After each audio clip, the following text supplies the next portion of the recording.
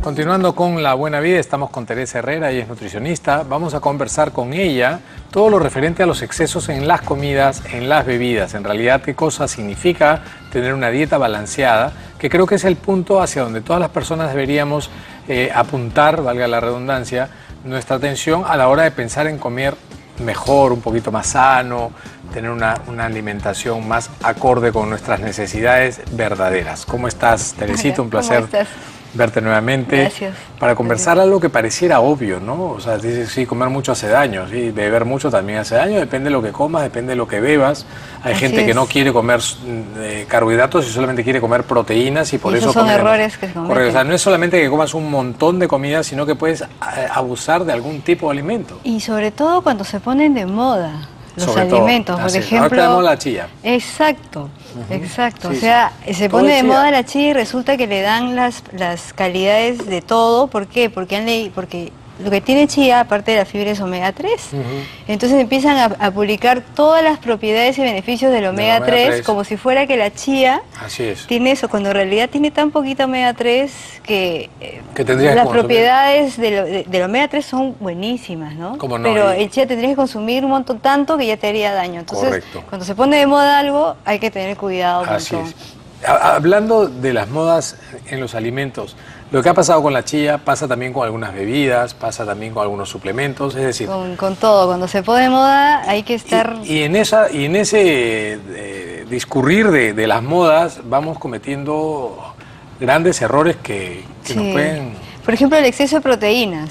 Hablemos el exceso de de proteínas esto, por ejemplo. ¿Qué pasa por ejemplo, cuando comemos muchas proteínas? Los deportistas, los que hacen un poquito de gimnasia ya están con sus batidos y empiezan a tomar. Entonces, yo siempre les pregunto, ¿tu consumo de proteínas diario es bajo como para que estés tomando esa cantidad de proteína? Porque el exceso de proteína, el cuerpo ya no lo va a convertir en lo que necesita. Es masa muscular, uno come proteína ¿no? para hacer proteínas dentro del cuerpo, ¿no? Todo lo que son proteínas, insulina, hormonas, etcétera, ¿no? Defensas, todo son proteínas y parte de ellos muscular. Pero el cuerpo tiene un límite, construye y el resto lo va a guardar como grasa. Entonces el exceso de un macronutriente es grasa. Correcto. Entonces es grasa, entonces tienen que comprender eso, que no por comer mucha proteína van a construir, por ejemplo, en el caso de los que buscan musculación, solo musculación, van a construir una musculación infiltrada de grasa. Entonces se va a ver el músculo grande, pero en realidad infiltrado de grasa. Amén de algo que todavía es peor, que como resultado del metabolismo de esas proteínas se forman más compuestos nitrogenados que no todos pueden ser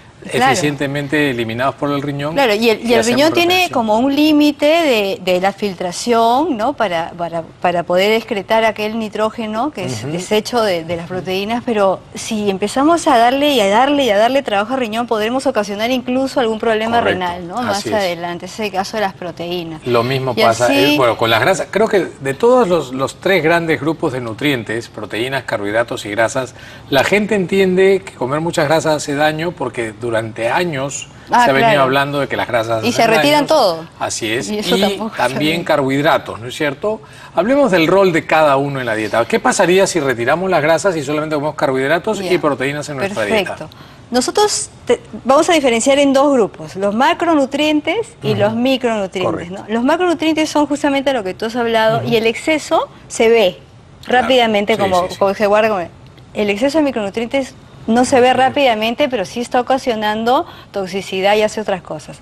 En el caso de lo que me preguntas, por ejemplo, si yo decido no comer grasas y quito todo lo que son grasas, quito palta, quito aceitunas, aceites, todo, y como solo carbohidratos y proteínas. La grasa está ahí para algo, la grasa es fundamental para hacer hormonas, para hacer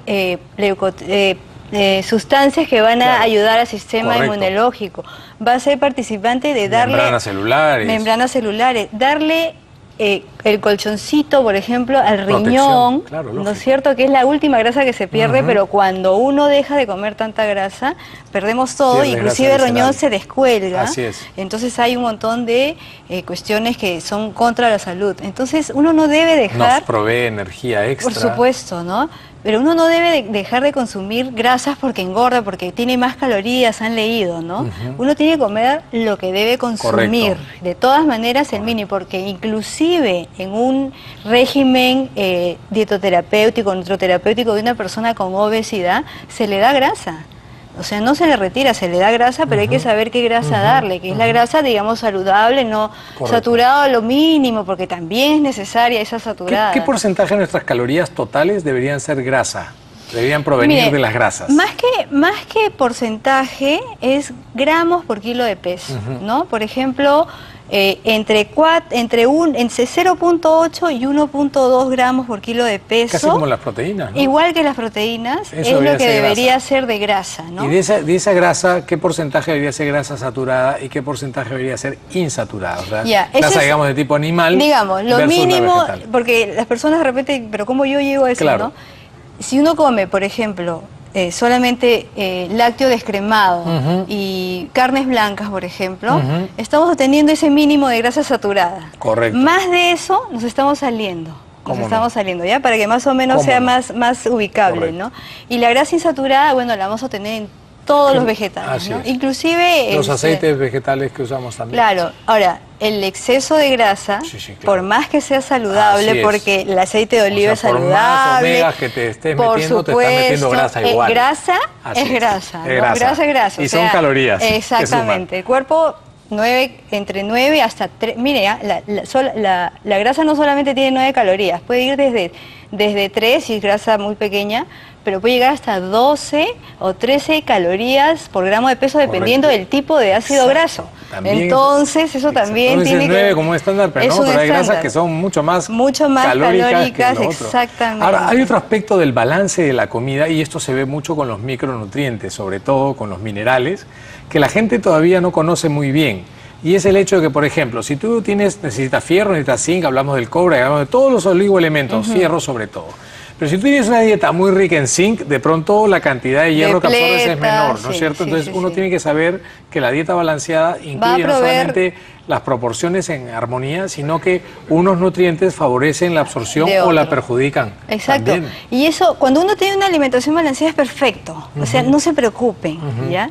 Pero cuando se empiezan a suplementar... Así es. Empiezan a suplementarse y empiezan a comer sin una prescripción, ¿no? Porque cuando es una prescripción profesional es diferente. Es diferente. Entonces ahí sí empiezan a ver, y ahí hay grandes depresiones de nutrientes, y no solamente con suplementación, sino con hierbas y con esa chía y con todo que son fibra.